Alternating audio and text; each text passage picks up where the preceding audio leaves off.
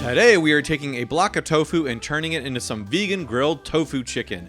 And I'm stoked on this recipe and technique because it's super easy, delicious, and versatile. So let's get into it. First, let's talk tofu. I prefer using super firm tofu, the kind that's vacuum sealed and doesn't require pressing.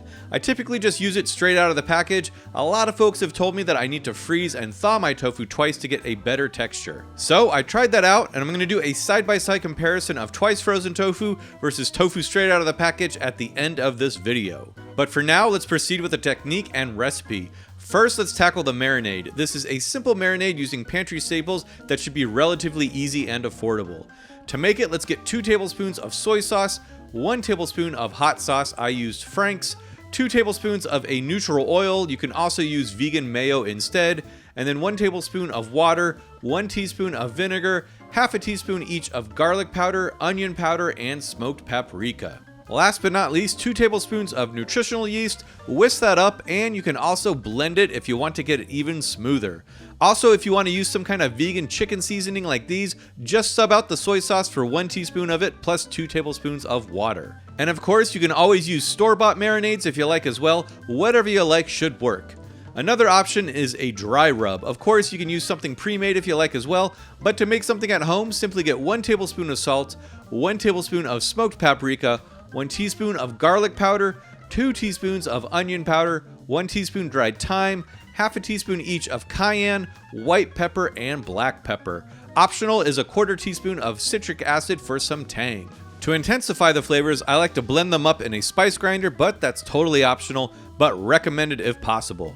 Speaking of intensifying flavors, that's exactly what I've been doing with my water using today's sponsor, Stir. All I gotta do is add a couple squirts to jazz up my boring old water into something a bit more flavorful and refreshing. It's made with real fruit juice, and even though they are all delicious, I gotta say that the strawberry watermelon and pomegranate cranberry are in my top 2. In fact, I've been making one of my old favorite cocktails, the Cape Cod, using the pomegranate cranberry, and it totally hits the spot.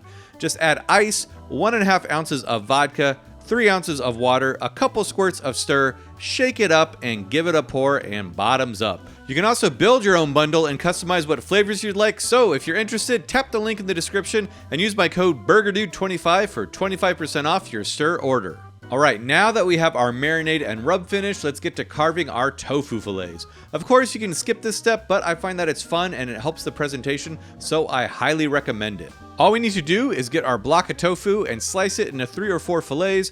Next, to shape them, I like to just cut a little bit off like so, just kind of rounding the corners out so it's kind of a diamond shape. And for the scraps, you can use them in another recipe like a tofu scramble or just snack on them, but don't waste them. Now, as you can see, we have a very sharp edge, and I used to work as an environment artist on video games, and we always had to bevel the edge to make it look a little bit more natural, so that's what I'm doing here, just kind of shaving down those sharp edges to smooth them out a bit. Again, this is optional, but recommended, but don't worry about it being perfect either. In fact, imperfections are more natural looking. Next, we need to score our fillets, and this is for 2 reasons. One, it will let the marinade penetrate better, and it will also give our tofu a more shreddy type of texture when we bite down. I like to score in one direction on both sides. Don't go too deep or the fillet might fall apart on you. Okay, so now that our fillets are carved and scored, we can marinate them. So pour over that marinade and make sure it gets coated nice and thoroughly on both sides. Let those hang out for 30 minutes to overnight in the refrigerator. You can also just do a dry rub too, of course. Let those hang out for at least 10 minutes or so before grilling. And once our fillets have been marinated, let's get a pan up to medium heat, and now all we have to do is simply grill our fillets for about 5 minutes per side.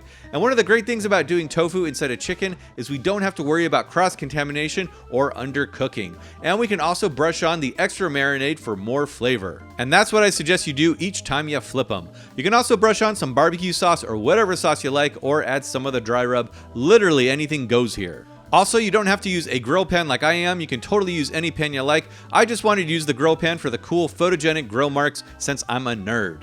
Now, these are pretty dang good on their own. I like to just slice them up and eat them as is.